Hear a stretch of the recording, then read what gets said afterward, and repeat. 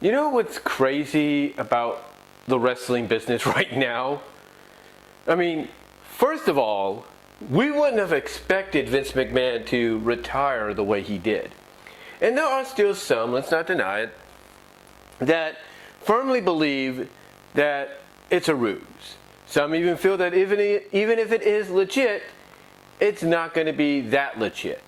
Some feel that when things are in the clear, that's when he'll bounce back and say, "Ha ha ha, I am back in charge." That's what a lot of people feel. And they have a right to feel that way because it's like, we're celebrating, basically fans are celebrating in a sense that things may get better in time for WWE now with Vince out of the picture. But, they also feel that celebration may be for naught, that we're celebrating too early. And that, before we know it, things will be back to the way they are, or currently. So, yeah, fans still believe that there's more to this retirement than what's being led on. Some definitely have a right to feel that it has to do with the allegations heading his way, there's no doubt. And some, again, like I said, feel that he's just doing this to make himself look good, wait till things are in the clear, then bounce back into power. That's pretty much the conception, of a lot of people.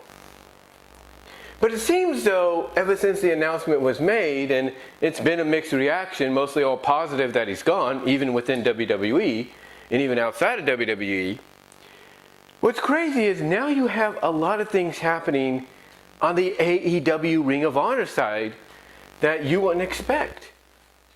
I mean, first of all, at Death Before Dishonor yesterday, it was revealed that Prince Nana and the Embassy, a long-running stable in Ring of Honor, is back, and that Nana had bought Tully Blanchard Enterprises from Tully.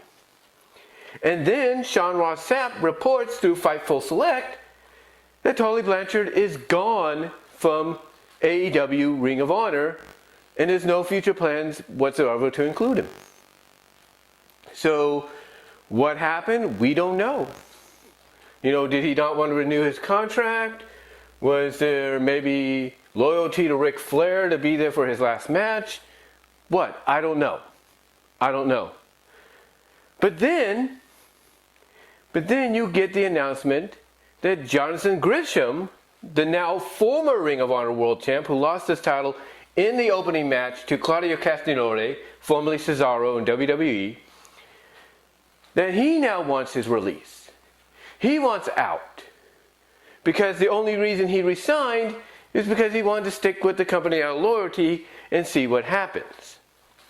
But now, because he feels there's a lack of communication, basically he wasn't treated with respect, wasn't given the right kind of time to build up the title match and everything, or even given the right amount of time for the championship match, that was enough for him to blow up in a meeting that he got with Tony Khan and cuss Tony Khan out and thus asked for his release. Has he yet to get it? I do not know. But again, a lot of people, are seeing this and it's like, what is going on? It's like now all of a sudden, all these guys and gals in AEW, Impact, and whatnot are starting to kind of want to go back up north, or at least go up north for the first time. And it's all and ironically, it seems to have to do with Vince retiring. So my question is this: a lot of these talents, have years on their contracts with AEW, Impact, and all that. Some of them are coming up this year. Some of them are coming up next year. Some of them are coming up in 2024. You name it. But are some of them trying to get out of the contracts a lot sooner? Are some of them, even some we may not know of, wanting to now head back because Vince is gone and they can finally be free? With the potential that Kevin Dunn will be next, and then after Kevin Dunn, potentially Bruce Pritchard? Could this be the start of a renaissance again for WWE? We don't know. But it's kind of weird of the timing of a lot of this. Now, as far as Jonathan Gresham and Tony Khan go, a lot of people have agreed that Tony Khan, well, he needs to organize himself better. He needs to get people in charge of talent relations. He needs to get people in charge of creative. He needs to have certain groups of people instead of only, picking out a few select people here and there and taking most of the burden onto himself. But why hasn't he done that yet? Why is he, only limiting himself to certain people in these roles and not doing what needs to be done to, make things more or less chaotic and open the communication door more so, just as much as the forbidden door? Well, my speculation is Tony Khan, he's a great businessman. He knows a good investment to invest in when he sees it. I mean, or else he wouldn't have purchased Ring of Honor when he did. So he knows a good investment when he sees it. For a good investment for potential, success in the future. But besides that, though, even though he's a good businessman, he comes from a successful business family. I think the reason Tony is not making the connection just yet with the dots to do what needs to be done is he's still thinking as a fan. And that's a good thing. Don't get me wrong. I know people will come on here and say, oh, well, that's a great thing. Fans need to be, running things. I understand that. I understand that. But we're not talking playing WWE 2K22 on your game system, your PC or whatever, and creating, an organization or promotion the way you see fit and having the matches you want or anything like that. We're not talking that, mindset. We're not talking about that kind of a mindset here. We're talking about the fact that, he's using that kind of mindset in the real professional wrestling world. And he needs to realize that this is not a game. This is not a game, and he needs to have the right kind of people around him. He needs to have the right kind of people, associated with him, no matter what. He shouldn't be picking out just certain people here and there to work with. He needs to have the right amount of people in creative, in a talent relation capacity, so that communication, I should say, doesn't get lost or doesn't get misinterpreted. And I'm hoping he wakes up and realizes that, because now when you look at what's going on at WWE, and you have Stephanie and Nick Khan as co-CEOs, which some people are still kind of mixed about because they're not too sure if that's going to work out or not. But if it's balanced out to where Nick Khan takes care of the business side of things, like the television contracts and all that, and Stephanie is more about the entertainment, the wrestling perspective, along with Triple H at her side. People look at what's going on right now and they realize that Tony Khan's going to be in for more than a war than he's ever thought. He wants competition. Oh, he's going to get it more. Let's be honest. In time, he's going to get competition more so than he's ever expected. And he's got to realize Triple H is the kind of guy, along with Stephanie, that will basically do whatever it takes to be successful.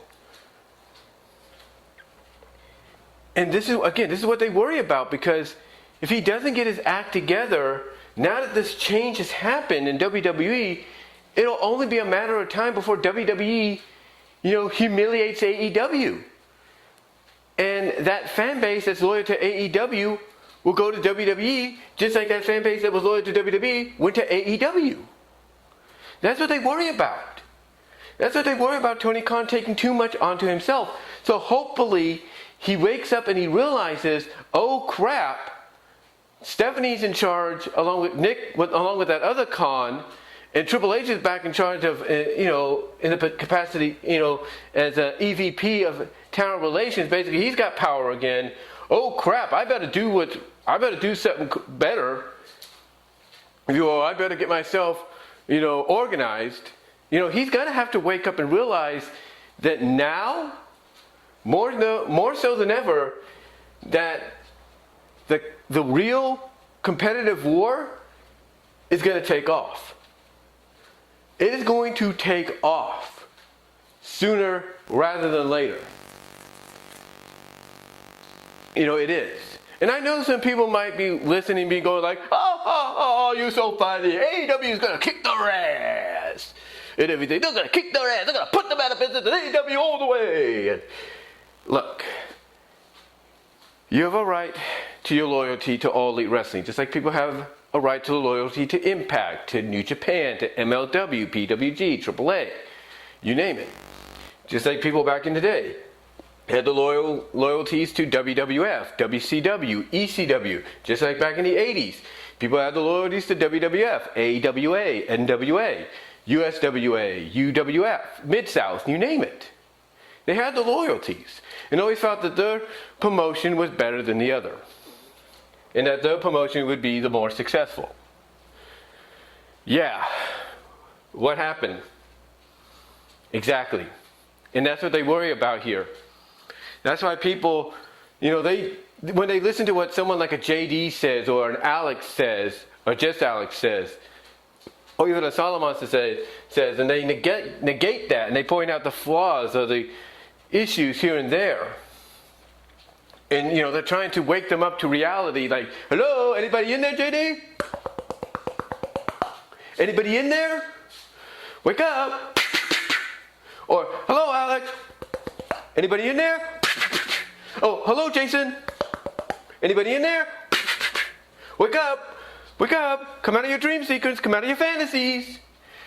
That's what they're trying to do to them. Because they want them to realize, look, in the case of a Ring of Honor right now, until it gets its own show, their championships don't mean squat in their eyes. They don't. So they're saying, so basically their thing is wake up and realize that. Wake up and realize that if Tony Khan doesn't get his act together behind the scenes, he's going to lose more than just a Tully Blanchard and a Jonathan Grisham and who else, down the line. He's going to lose more than that. Especially now with things changing the way they are in the wrestling business. So yeah, the thing is, they worry that AEW is going to have history repeat itself towards them. They're going to have history repeat itself in a massive, massive way. And that it, along with Ring of Honor, down the line could face the same kind of trouble that WCW, ECW, NWA, AWA, all of them faced in the past and inevitably failed to overcome. So yeah, right now it is a strange time in the wrestling business. It really is. Because you have Vince retiring, and the timing is so crazy that now you have men and women in a lot of companies that want to try to get out of the contracts, ironically around the same time. So what, they can go back to WWE now that Vince is gone? And at the same time, you have people pointing out all these flaws, even to those that are trying to be loyal and trying to, say, hey, that's not true, or didn't you read this and all that. They're trying to, like I say, wake those people up that are trying to point out otherwise, like a JD's trying to point out this, and Solomon's, they're all trying to point out, oh, well, what about this, what about that? This is all great stuff. Well, the others, like I said, are trying to wake them up to reality. So yeah, it is a strange time in the wrestling business. It is a strange time in the wrestling business, and hopefully, over time, things will get better in WWE now that Stephanie and Triple H and Nick Khan are running things. Hopefully Tony Khan will wake up and realize that now that that's happening, he has to get his, shit, excuse my language, Lord, his shit in order and get decent teams creatively and talent relation-wise up and going on both ends of the spectrum for his companies. Or else he's going to lose more than just, someone like a Jonathan Grisham or a Tully Blanchard. He's going to lose more. He's going to lose more, and he knows it. He knows it. I think deep down he does.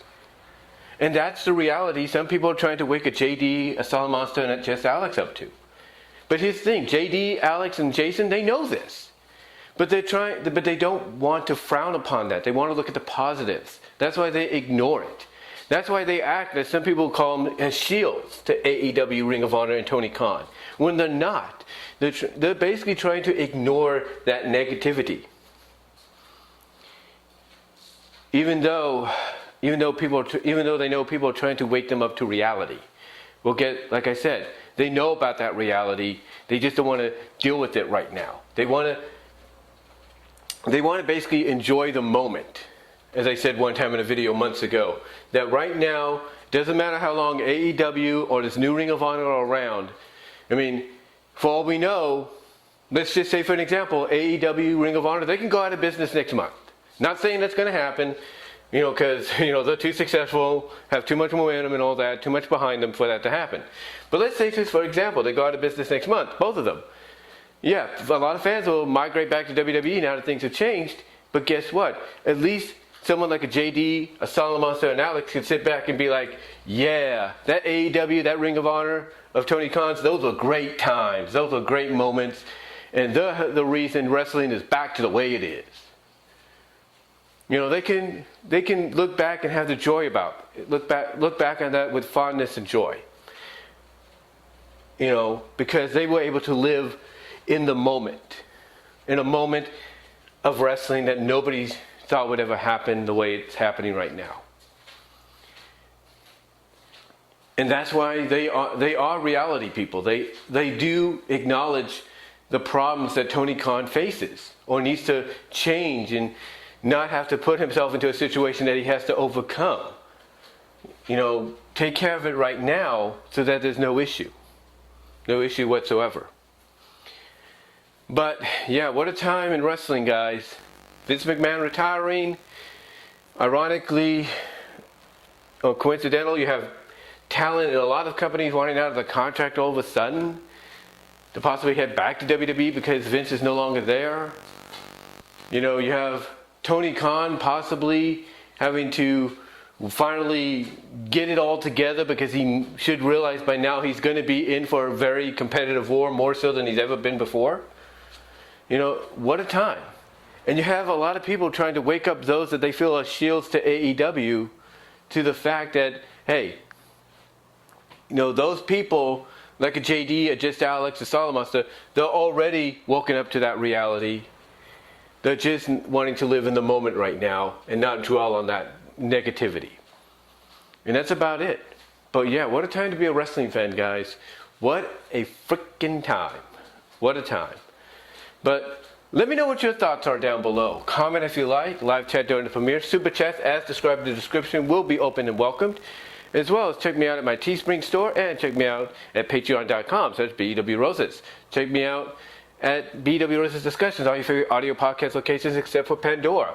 Also, check me out at VENMO at BW Roses for content you can't get anywhere else except for there.